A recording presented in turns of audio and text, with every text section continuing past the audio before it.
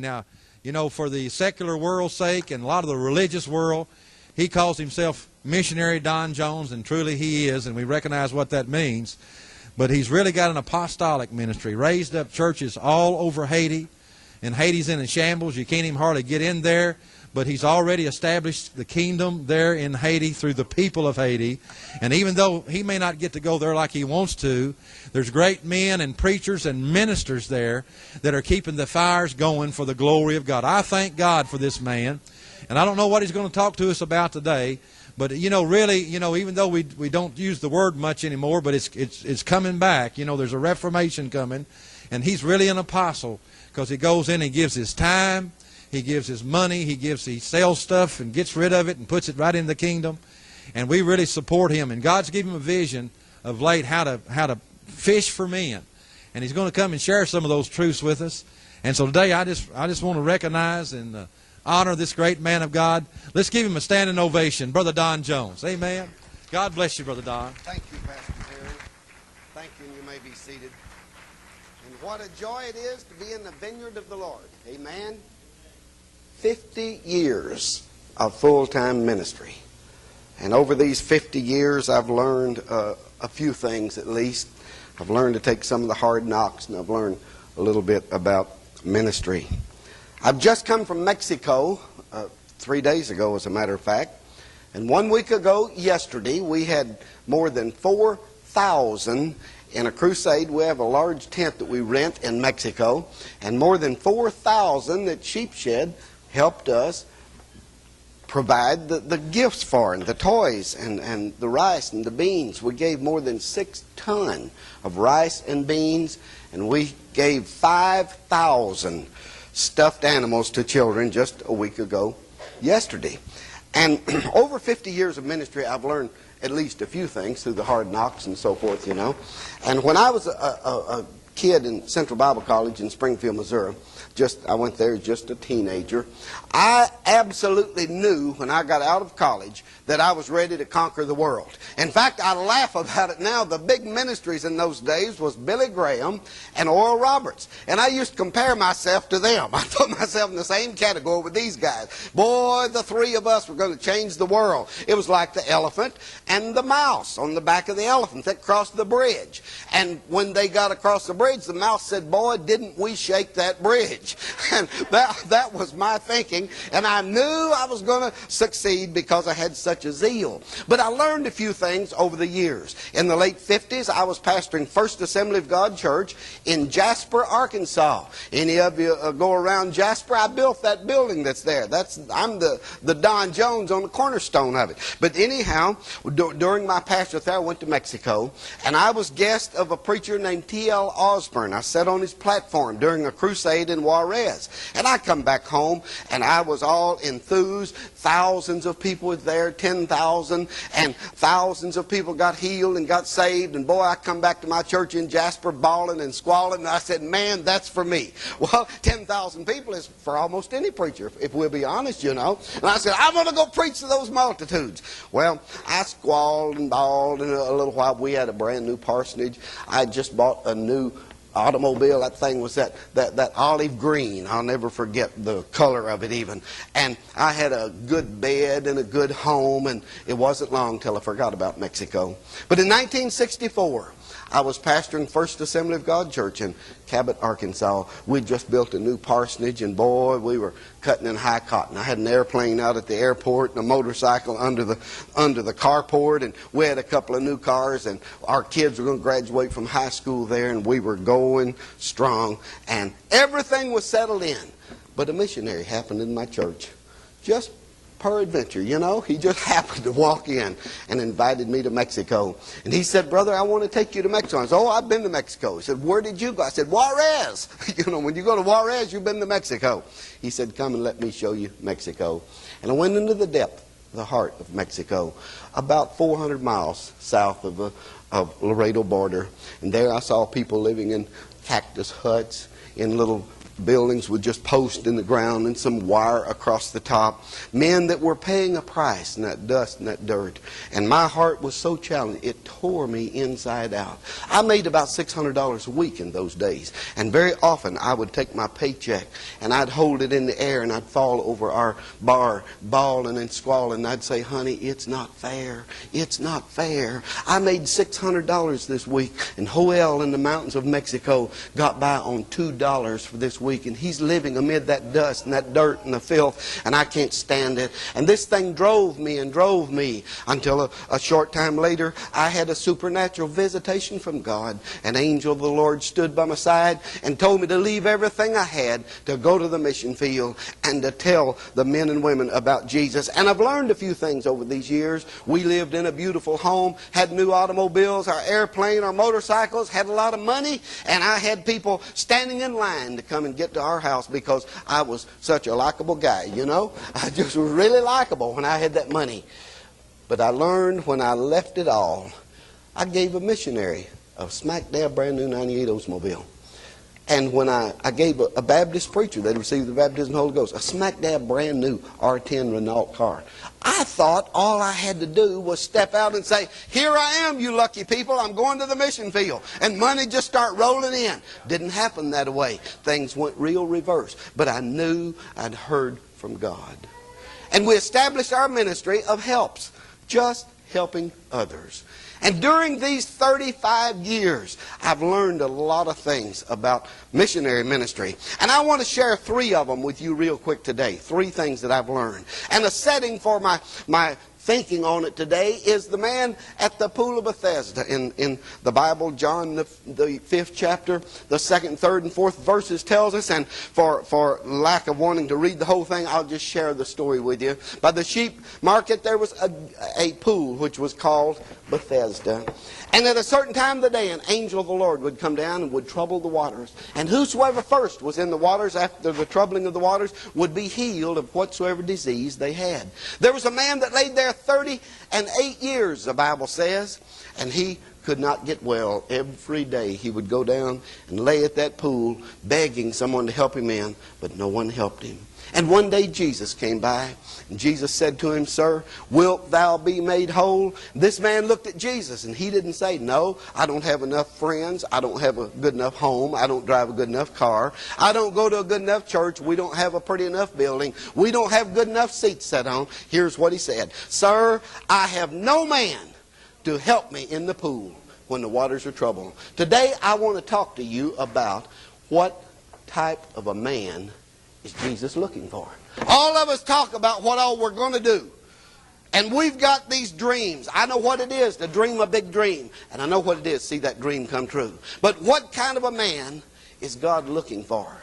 What type of a man does he want? There are 3 things that I've observed through all the 50 years of ministry that God's looking for. Number 1, I believe God is looking for a person, not necessarily a man, but a person that is willing to do the menial task in life.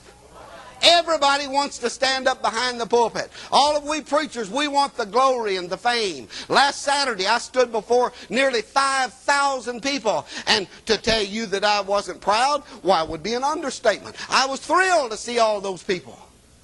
But a few hours later, I was ministering to one man. And Jesus is just as interested in that one person as he is the 5,000. And we think people have got to be hanging out the windows and lined up down the street, or we can't have a good service. God is looking for a person that will do the menial task. This morning I was looking, we're at the sheep shed in Corydon, Kentucky, and they've got hundreds of pictures. And I was looking at the pictures, and my mind went to a man from this church that absolutely did the menial task. And I can see him now in my mind's eye as he had a pair of work pants and a work shirt, and almost in a run to help me build churches in Mexico and Haiti. When I'd come to the sheep shed, he'd be fixing a sewer, or repairing a broken light, or digging a ditch. He laid out 4 churches for us in Mexico. His name's Harry Martin. All of you know Harry. And what a loss it was to this church when God called him on home. But Harry would do the menial task. If it was cleaning out a septic tank, he was willing to do it. God is looking for people that'll do the menial things. Oh, we like to talk about the guy. Yes, I preached to 100,000 people. Brother, God wants you to preach to one person and do a menial task. A menial thing. Let me share a little personal story with you. When I was a very small child, my daddy was a deacon in the Assemblies of God church that he built. And my dad, as a deacon, built it on our farm. And my mama got sick. And my mama was going to die, except from a miracle from God. And you men know, when mama's sick, things get kind of stacked up around the house.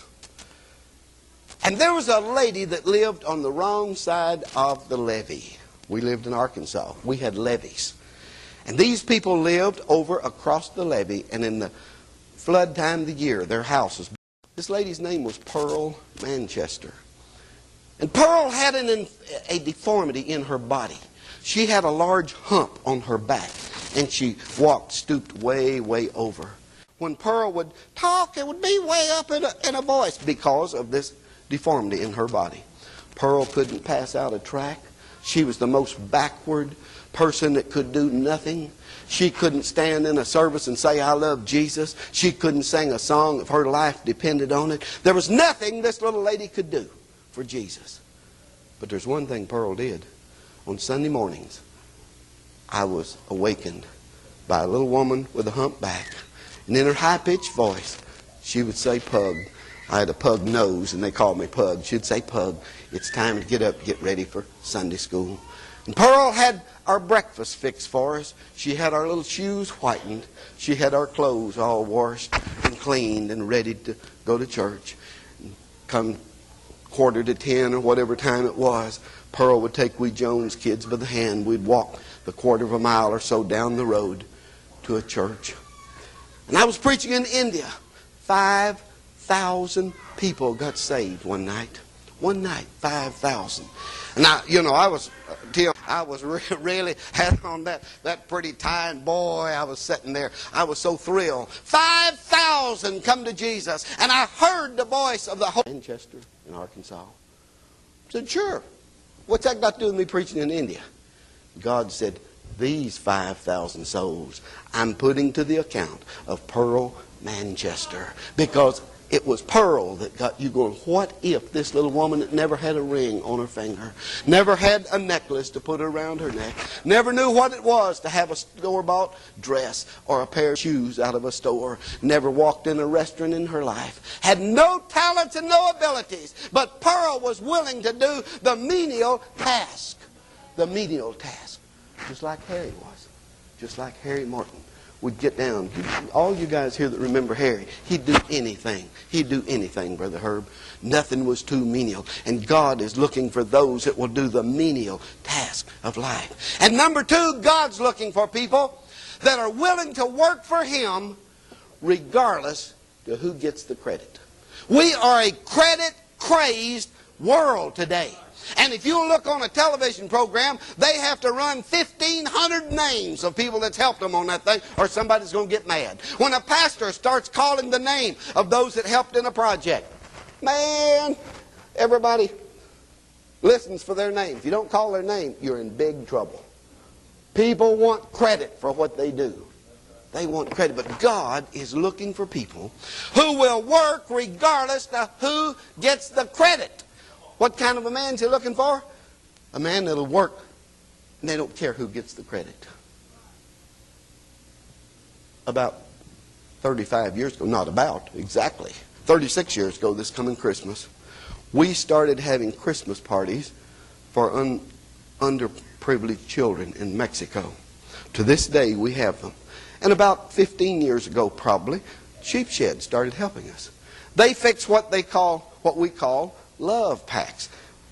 If you come to Sheepshed, you'll see a bunch of toy things. One of them will have soap and another toothbrushes and toothpaste and washcloths and toys for children. And there's a boy's box back there with the little toys. And these we take at Christmas time And this is the only Christmas these children get. The only Christmas. They don't get anything else. Sheepshead sends thousands of them to Haiti and to Mexico. We don't put any credits up. Yeah, Jan Shade was responsible, or Shelley Herron was responsible. No credits. Nowhere. Year before last, I come to Sheepshead, as I do every year, and I got a truck and trailer load of gifts. And I was taking them out of the trailer and getting ready to go to Mexico, and my grandson, who is a preacher also, was standing with me. And I looked at all the nice things, and I began to weep. And I said, Donnie, won't the children be happy to get this little pack? Won't our pastors be thrilled to get this large gallon of shampoo and hair oil and brushes and toothpaste? Won't they be thrilled? I said, that Brenda Herron has overdone herself. Look what the Sheepshead sent. And I just wept. And Donnie said, Papa, how long have you been doing this? I said, this is my 34th year. And he said, and you still cry over the stuff people send. And I said, Donnie, when I quit crying over it, hang it up. There's no need to go back. And this is not a occupation with us. It's a way to tell men and women and boys and girls about Jesus. Shelley and many of you have been with us on the mission field. And you see the joy of the children. Sarah over here was with us last year, and Michael. You see the joy of the kids, and you see as they run, they'll grab, they'll pull your clothes off of you to get a hold of one of those little love packs. And who gets the credit? Nobody at Sheepshead. They don't even know there is a Sheepshead, other than we'll say now some people up in Sheepshead and Corydon, Kentucky sent these. God's looking for people that will work for Him regardless to who gets the credit. We have crusades in Mexico. A year ago, this past February, I was in Memphis, Tennessee, and a lady gave me, she had called me and asked me if I wanted things from her deceased mother-in-law, and I said, sure. And she gave me a whole truck and trailer load of stuff I took to Mexico. And when I got to the border, I opened the box, and lo and behold, it's a box of stuffed animals. And I thought, well, I'll take these stuffed animals into Mexico.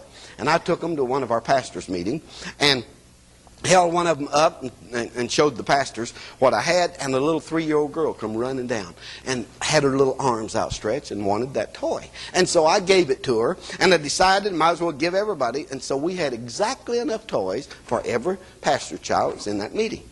As a result of that, I decided that at one of our large crusades where we have thousands of people come, that I would provide a day for kids. And I said to the fellows, we'll have a kids' day, and I believe we can have 1,000 kids and give them all a stuffed animal. One of the preachers put his hand up. He said, Pastor, I think you ought to have 1,500 stuffed animals. I said, okay, let's get 50 for last Saturday. We gave away 5,000 of them, and so now we have 2,000 for our next project. But God's looking for somebody that's willing to work without getting credit. The third thing, God is looking for people. God's looking for a man that will absolutely believe God for the impossible. That will step out on faith and say, we can't see it, but believe God for the impossible. We've had 3 times in our knowledge with Brother Herron, with Sheepshead, that the impossible has faced us. My wife had cancer. The doctors told us that they operated on her. They could not get the cancer. They said she's going to have a real rough time. She'll have to take chemo and radiation. And when he left, Brother Mike Herron was standing there, that doctor, if I was you, said he don't have a bit of faith. Said, that's not going to happen to Mary Lou. God's going to give her a miracle. Believe God for the impossible. It looked impossible in man's eyes. 5 days later, my wife walked out of the hospital in Joplin, Missouri, totally healed by the power of God. Because we believe God for the impossible. I called Brother Mike and Sister Brenda a few years ago, and I said, the end of the world has come. My son's had an airplane crash. The doctor said that Skeeter would never ride in an airplane. He would never drive a car or a truck. He would never be able to work. The doctor said he would only be able to use the restroom and feed himself. Brother Mike Herron come to my side. We walked in that intensive care ward. Brother Mike started speaking faith to my son, Skeeter. And Brother Mike said, Skeeter, you've got to get out of here. You're going to ride the motorcycle again, Skeeter. It was impossible. He'd never be able to walk. according to the doctors. And here's Brother Mike saying, you're going to ride a motorcycle, Skeeter. And Skeeter, to his unconscious mind, it began to take hold, to take hold, to take hold. 5 days after the doctors told us he'd never walk, Skeeter walked out of the hospital. Today's in Golconda, Illinois. This moment he's preaching in Golconda, building a large church building, driving a truck, flying an airplane. And guess what he's doing? Riding the biggest motorcycle they make, Brother Mike. You've seen that gold wing he's got, riding a motorcycle, because we believe God for the impossible. God is looking for people. What kind of a man? God's looking for people that will be willing to do the menial task. People that will be willing to work even if they don't get any credit for it. And people who are believing God for the impossible. Thank you for helping us go to Mexico. Thank you for providing hundreds of these stuffed animals. And if you're watching on television and you'd like to get involved, Sheep Shed in Corydon, Kentucky will get these things to us. They don't have to be new. They can be some your kids are ready to throw away as long as they're clean and good. Next year we're going to take 10,000 of them in. In addition to the 7,000 we took in, we provided 6 tons of rice and beans. And you know what happens when this American comes in and gives them a little toy, and they hug that little toy up to them? We tell them the story of Jesus, of how he was born, hung on a cross, died for our sins, and we lead them in the sinner's prayer. And in this past week, many thousands of people have come to Jesus because of a little stuffed animal. Just a stuffed animal. Or a bag of rice, or a bag of beans. Because somebody cared. Thank you, Sheep Shed, and you that are involved with Sheep Shed, for providing to us the tools to go to the mission field and to represent you in Mexico and in Haiti. God is looking for a man that will do the menial things, that will work without credit, and that'll believe him for the impossible. God bless you, Pastor Mike. Hallelujah.